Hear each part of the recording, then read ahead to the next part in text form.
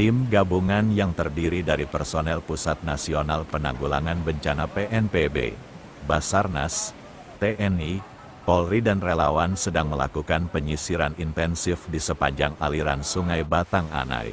Langkah ini diambil sebagai bagian dari upaya pencarian dan penyelamatan korban banjir bandang yang melanda wilayah sekitar. Dengan menggunakan peralatan khusus dan kemampuan ahli, tim tersebut bertekad untuk menjangkau setiap sudut sungai yang mungkin menjadi tempat perlindungan bagi korban. Mereka menjelajahi daerah terdampak dengan hati-hati, siap memberikan bantuan kepada siapapun yang membutuhkan. Banjir bandang yang terjadi beberapa hari lalu telah menyebabkan kerusakan yang luas, serta menimbulkan kepanikan di antara warga setempat.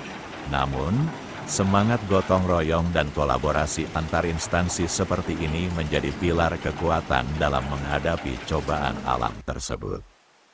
Sementara itu, petugas Basarnas dan relawan terus memantau perkembangan situasi dan berharap dapat menemukan korban dalam upaya penyisiran mereka di sepanjang Sungai Batang Anai.